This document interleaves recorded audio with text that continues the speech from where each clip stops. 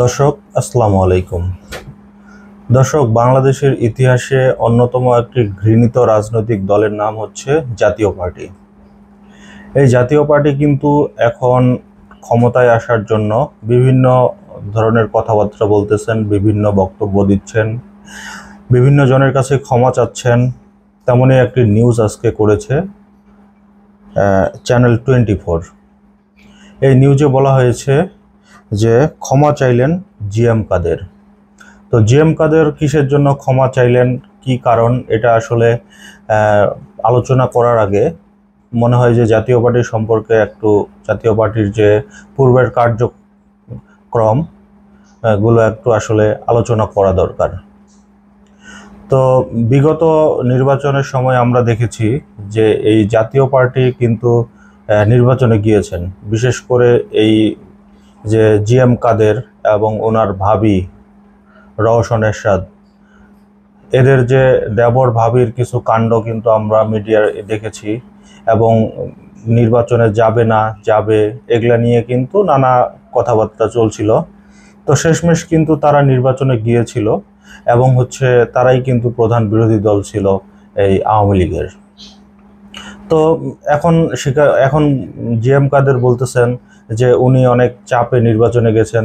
এর মধ্যে আমরা দেখেছি ভারতে গিয়েছিল জিএম কাদের, ভারত থেকে এসে ভারত উনাকে কি বলেছে এটা তিনি বলতেছেন যে গণমাধ্যমে এটা প্রকাশ করা যাবে না, গণমাধ্যমে প্রকাশ করবেন না উনি।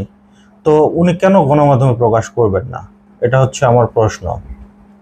তারপর যাই হোক, উনার বউকে ঢাকার একটা আসনে সিট পাইয়ে দেওয়ার জন্য উনি কত তকবির করেছেন সেটাও কিন্তু আমরা ইতিমধ্যে কিন্তু জেনেছি।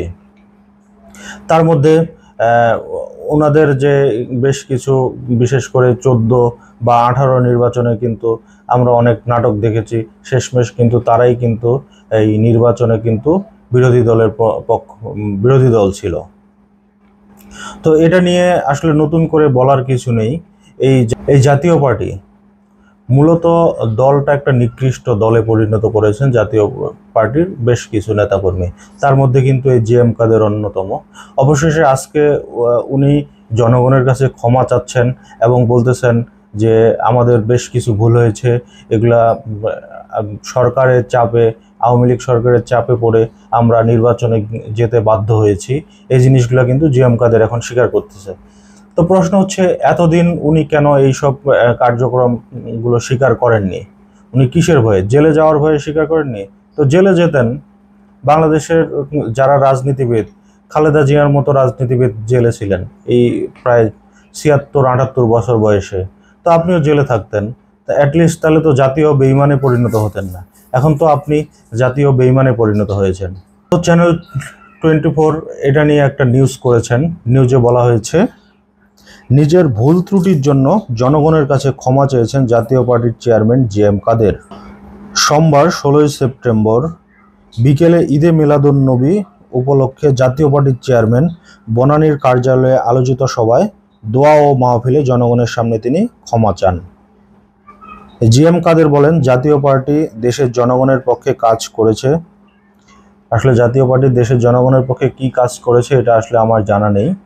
বিশেষ করে এই আন্দোলনেও কিন্তু জাতীয় পার্টির তেমন কোনো ভূমিকা ছিল না, এই বৈষম্য বিরোধী আন্দোলনে। এখন তারা এসছে মানে সন্দেশ খাওয়ার জন্য আর কি। তারপরে আমরা সবসময় নির্যাতিত হয়েছি, আমরা সবসময় দেশের মানুষের পাশে ছিলাম। হয়তো কিছু জিএম কাদের বলেন, জাতীয় পার্টি দেশের জনগণের পক্ষে কাজ করে আসছে।